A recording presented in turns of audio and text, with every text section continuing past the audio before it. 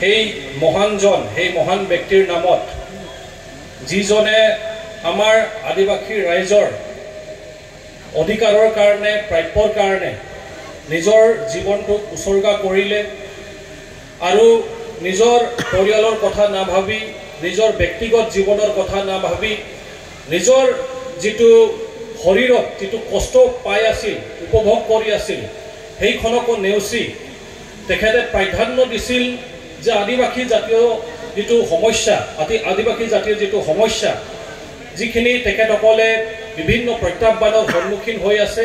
সেইটো কি ধৰণে সমাধান কৰা যায় সেইটো ডেডিকেটেডলি যে তেখেতে টাইম দিছিল সময় দিছিল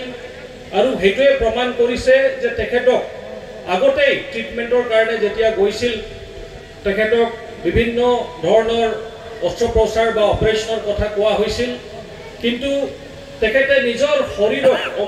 ক'ব লাগিব যে নিজৰ যিটো শৰীৰত ইমান কষ্ট এটা উপভোগ কৰি আছে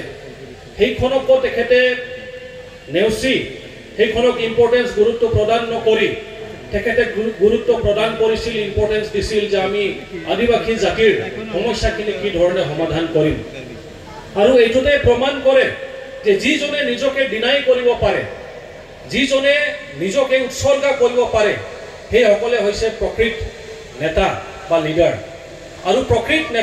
লিডাৰসকলৰ নেতাসকলৰ যিটো কোৱালিটি সেই কোৱালিটিখিনি সেই গুণখিনি প্ৰদীপ নাগ ডাঙৰীয়াৰ ভিতৰত কুটকুটকে ভৰি আছিল এইটোৱে হৈছে প্ৰমাণ আৰু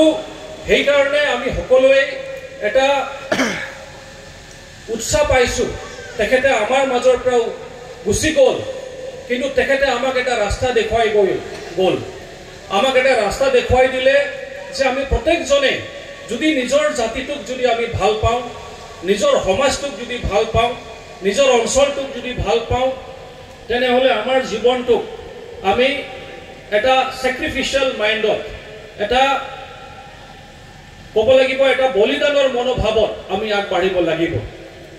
যে মোৰ সবতকৈ ডাঙৰ প্ৰায়ৰিটিটো হ'ল যে মই এই পৃথিৱীত জন্ম লৈছোঁ আৰু সেই জন্মটো মই অকল নিজৰ কাৰণে লোৱা নাই কিন্তু মোৰ বহুত দায়িত্ব আছে মোৰ বহুত কৰিব লগা আছে আৰু প্ৰথম কৰিব লগা কি কাম যে মই যি জাতি জনগোষ্ঠীত বিলং কৰোঁ সেই জাতি জনগোষ্ঠীৰ প্ৰতি মোৰ এটা দায়বদ্ধতা আছে এটা ৰেছপন্সিবিলিটি আছে এটা দায়িত্ব আছে আৰু সেইটো আমি পালন কৰিবই লাগিব মানুহ হিচাপে আৰু সেই ৰাস্তাটোৱেই আমাৰ যি আদিবাসীৰ জাতীয় নায়ক যাক আমি নাম দিলোঁ প্ৰয়াত প্ৰদীপ নাগ ডাঙৰীয়া তেখেতে আমাক এই মাৰ্গদৰ্শনখন দি গ'ল এই ৰাস্তাখন আমাক দেখুৱাই গ'ল এতিয়া কথাটো হ'ল আমি সকলোৱে আদিবাসী প্ৰেমী ৰাইজসকল যিমান তেখেতক আমি শ্ৰদ্ধা কৰোঁ তেখেতক যদি আমি সঁচাকৈ হৃদয়ৰ পৰা অন্তৰৰ পৰা যদি ভাল পাওঁ তেনেহ'লে মোৰ বিনম্ৰ অনুৰোধ থাকিব যে তেখেতে যি পথ যি ৰাস্তা তেখেতে দেখুৱাই গ'ল সেই পথ আৰু ৰাস্তাত আমি সকলোৱে যাতে আগবাঢ়িব পাৰোঁ তেখেতে জীৱিত থকাৰ সময়ত বহুত সৰু কালৰ পৰা তেখেতক মই পাইছোঁ যিহেতু 1996 মই তেতিয়া ক্লাছ 8ত আছিলোঁ সেই সময়ৰ পৰা ময়ো আচাৰ লগত জড়িত হৈ আছিলোঁ ক্লাছ 8ৰ পৰা আৰু সেই সময়ৰ পৰা মই বিভিন্ন এক্টিভিটিছত মই জড়িত হৈ আছিলোঁ বিভিন্ন টাইমত আমি একেলগত অসম চৰকাৰৰ লগত কেন্দ্ৰীয় চৰকাৰৰ লগত আমি লগ কৰিছিলোঁ ডেলিগেশ্যন টিম হিচাপত গৈছিলোঁ আৰু তেখেতৰ লগত কাম কৰিবলৈ যিটো সুযোগ পাইছিলোঁ তেখেতৰ যিটো এটা ডিজায়াৰ তেখেতৰ যিটো এটা ক'ব লাগিব মনোভাৱ চিন্তাধাৰা সঁচাকৈ তেখেতক আমি কেতিয়াও পাহৰিব নোৱাৰোঁ কাৰণ তেখেতৰ জীৱনত এইটোৱে আছিল যে মই আদিবাসী জাতি জনগোষ্ঠীৰ কাৰণে কিবা এটা কৰি যাম আৰু সেইকাৰণে শেষকাললৈকে মই যেতিয়া BTC চৰকাৰত এজন EM হিচাপত আহিলোঁ তেখেতে মোৰ লগত সঘনে যোগাযোগত আছিল তেখেতৰ কথা অকল আমাৰ জাতি জনগোষ্ঠীৰ আমাৰ সমাজত যিখিনি অভাৱ অভিযোগ আছে যিখিনি অসুবিধা আছে সেইবিলাক লৈ তেখেতে কথা পাতিছিল আৰু সেইটো কি ধৰণে আমি সমাধান কৰিব পাৰিম সেইটোৰ কাৰণে টাইম টু টাইম তেখেতে তেখেতৰ টিমটোক লৈ সদায় এইটো মেটাৰটো পাৰ্চু কৰিছিল ফলো আপ কৰিছিল আমাৰ বিটিআৰ প্ৰধান প্ৰমোদ বড়ো ডাঙৰীয়াৰ লগত তেখেতে সঘনে বহিছিল মোৰ লগতে সঘনে বহিছিল আৰু কি ধৰণে আমাৰ বিটিআৰ চৰকাৰ ফালৰ পৰা বিভিন্ন সমস্যাবিলাক সমাধান কৰা যায় সেইখিনি কথা তেখেতে সদায় ফলো আপ বা পাৰ্চু কৰি আছে বিশেষকৈ আমাৰ ভূমিৰ যিটো সমস্যা আছে সেইটোক লৈ তেখেতে বহুত সচেতন আছিল, বহুত সজাগ আছিল যে আমাৰ আদিবাসীৰ ৰাইজে যাতে কোনো পৰ্যায় ভূমিৰ অধিকাৰৰ পৰা যাতে বঞ্চিত নহয়। অকণমান আগত আমাৰ অসমৰ মাননীয় মন্ত্ৰী ডক্টৰ ৰণোজ পেগু ডাঙৰীয়াও সেইখিনি কথাই কৈ গ'ল।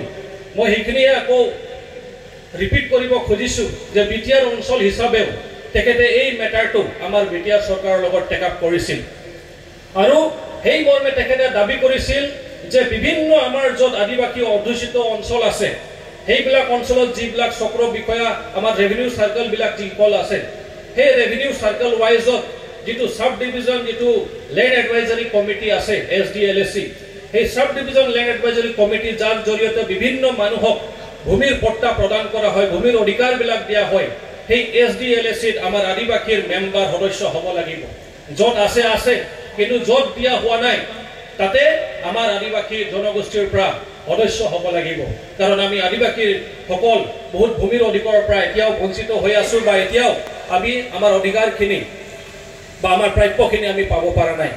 আৰু এই মেটাৰটো তেখেতে সঘনে ফ'ল' আপ কৰাৰ কাৰণে আপোনালোকক জনাই সুখী হৈছোঁ যে আমাৰ বিটিআৰ চৰকাৰ ফালৰ পৰা আমি ছেপাৰেট এটা নটিফিকেশ্যন উলিয়াই দি কিনি আমাৰ প্ৰায় 7জন আৰু আদিবাসী মানুহক সাব ডিভিজন লেণ্ড এডভাইজাৰী কমিটিৰ আমি সদস্য বনাইছিলোঁ আৰু সেইটো ডাঙৰ এচিভমেণ্ট ক'ব লাগিব। আৰু এইটোৱে প্ৰমাণ যে প্ৰদীপ নাগ ডাঙৰীয়াই সঁচাকৈ বহুত মানে তেখেতে যি মেটাৰটো সি ডিমাণ্ড কৰে বা যি মেটাৰটো সি প্লেচ কৰে সেইটো সি নিজে ফ'ল' আপ কৰে আৰু সেইটো যাতে হৈ যায়, আমাৰ যাতে অধিকাৰৰ পৰা যাতে বঞ্চিত নহওঁ, বহুত তেখেতে সজাগ আছিল, সচেতন আছিল। তো মই সেইকাৰণে জাষ্ট উদাহৰণস্বৰূপে এটা দাঙি ধৰিলোঁ। লাষ্টত খালি এটা কথাই কৈ যাম, বহুত দীঘলীয়া হ'ল যে তেখেত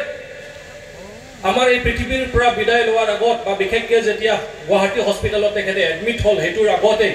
মোক জাষ্ট 2 দিন আগতে ফোন কৰিছিল। তেখেতে কৈছিল যে আদিবাসী হিচাপে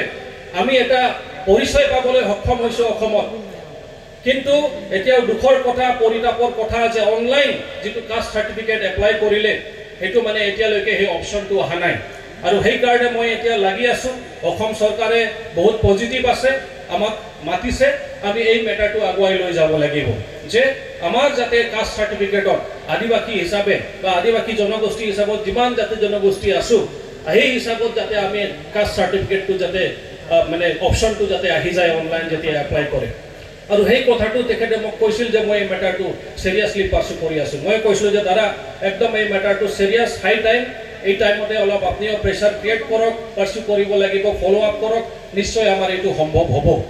আৰু সেই 2 দিনৰ পিছতে এই খবৰটো পাই বহুত মৰ্মাহিত হৈছিলোঁ যে তেখেত এডমিট হ'ল আৰু তেতিয়াই মই গুৱাহাটী হস্পিটেলতে তেখেতক ভিজিট কৰিবলৈ গৈছিলোঁ। কিন্তু মই সৰ্বশেষত যি হ'ল তেখেতে আমাৰ পৃথিৱীখনৰ পৰা বিদায় ল'লে,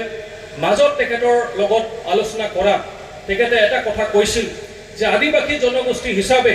আমি সকলোৱে একগোট হ'ব লাগিব, এটা ভইচ হ'ব লাগিব, আমাৰ মাজত ঐক্যতা আহিব লাগিব, ইউনিটি আহিব লাগিব। তেতিয়াহে আমাৰ যিখিনি বাকী দাবীবোৰ আছে সেই দাবীবোৰ পূৰণ কৰিবলৈ সক্ষম হ'ম। আমাৰ ডিভিজনৰ আমাৰ যিটো ডিভিজন বা বিভাজন হৈছে সেইখনৰ মানে সুযোগ লৈ হয়তো বহুত ক্ষেত্ৰত আমি এতিয়াও পিছ পৰি আছোঁ, বহুত ক্ষেত্ৰত আমাক হয়তো অৱহেলা কৰা হয়, বহুত ক্ষেত্ৰত হয়তো আমাৰ যিটো প্ৰাপ্য অধিকাৰ পোৱাৰ পৰা আমি এতিয়াও হয়তো বঞ্চিত হৈ আছোঁ। সঁচাকেই যদি আমি জাতিটোক জনগোষ্ঠীটোক যদি ভাল পাওঁ, মোৰত তেখেতৰ লগতে বিনম্ৰ এটা আহ্বান, আমি সকলোৱে একগোট হৈ ঐক্যতা ইউনিটিৰ কাৰণে কাম কৰোঁ। আৰু মই ভাবোঁ যে এতিয়া আমাৰ মাজত প্ৰদীপ নাগ ডাঙৰীয়া আমাৰ মাজত নাই, কিন্তু তেখেতক যদি সঁচাকৈ শ্ৰদ্ধা কৰোঁ, মই ধন্যবাদ জ্ঞাপন কৰিছোঁ যে বিভিন্ন দল সংগঠনৰ নেতৃবৰ্গসকল তেখেতৰ যেতিয়া মৃত্যু হ'ল, অকাল মৃত্যু হ'ল, সেই সময়তো উপস্থিত হৈছিল, আজিও উপস্থিত হৈছে। মোৰ বিনম্ৰ অনুৰোধ থাকিব যে এইখন মঞ্চৰ পৰাই যে আজিৰ পৰা আমি ঐক্যতাৰ কাম, ইউনিটিৰ কামটো আৰম্ভ কৰি দিম। আমাৰ মাজত কোনো বিভাজন থাকিব নালাগে। তেখেতৰ সপোনটোক বাস্তৱ ৰূপ দিবলৈ আমি সকলোৱে একগোট হৈ কাম কৰিম। বাকী তেখেতৰ বা আমাৰ বাকী নেতৃবৰ্গসকলৰ জাষ্টিন লাকাৰ ডাঙৰীয়াৰ যিটো সপোন, প্ৰথমৰ পৰা জোচেফ মিল ডাঙৰীয়াৰ যিটো সপোন, যিবিলাক ফাউণ্ডাৰ্ছ তেখেতসকলৰ যিটো সপোন, সেইটো বাস্তৱ ৰূপ দিবলৈ সকলোৱে যদি সঁচাকৈ আমাৰ ফ'কাছটো আদিবাসী, আমাৰ ফ'কাছটো যদি আদিবাসী সমাজ, আদিবাসী জনগোষ্ঠীটোক এটা স্থানত লৈ যাব লাগিব, এটা পৰ্যায়ত লৈ আনিব লাগিব, আদিবাসী জনগোষ্ঠীৰ সৰ্বাংগীন উন্নতি হ'ব লাগিব, উত্থান হ'ব লাগিব, সেইটো যদি সঁচাকৈ যদি আমাৰ মনোভাৱ আছে তেনেহ'লে আমাৰ মাজত আজিৰ পৰা কোনো বিভাজন নাথাকে বুলি মই ক'ব খুজিছোঁ আমাৰ মাজত এতিয়াৰ পৰা অকল ইউনিটিৰ কথা কম আমাৰ মাজত যিমান বুদ্ধিজীৱী মহল আছে ইন্টেলেকচুৱেলছ আছে যিমান দল সংগঠন আছে মই এই মঞ্চৰ পৰাই আহ্বান কৰিম যে এটা ডেট আমি সকলোৱে মিলি লওঁ সেইখনত আলোচনা কৰি আমাৰ বাকি ইস্যুবিলাক পাৰ্সু কৰিবলৈ ব্যক্তিগত যেটো ইগো ব্যক্তিগত যেটো আপোনালোকে ক'ব লাগিব যে ব্যক্তিগত স্বাৰ্থৰ কাৰণে যিবিলাক দিয়া বা বিভাজন হৈ যায় সেইবিলাক সাইডত ৰাখি ব্যক্তিগত ইগো সাইডত ৰাখি আমি সকলোৱে আদিবাসী সমাজৰ কাৰণে যেটো কাম কৰিবলৈ ওলাইছো আমি একেলগত বহি এটা ৰাস্তাত আগুৱাই যাম আৰু তেতিয়া আপোনালোকে চাব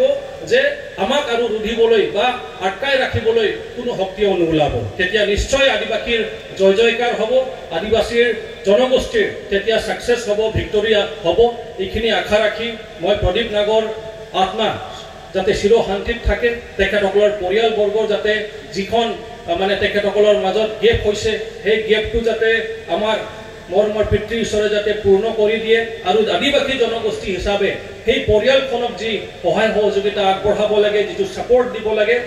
তেখেতসকলৰ লগত যিটো থিয় দিব লাগে সেইখনত যাতে আমি সকলোৱে থিয় দিওঁ এইখিনি আশা ৰাখি সকলোৰে মংগল কামনা কৰি সকলোক ধন্যবাদ জ্ঞাপন কৰি মোৰ সমূহ বক্তব্য ইয়াতে সমাপ্ত কৰিলোঁ সকলোকে ধন্যবাদ জোহাৰ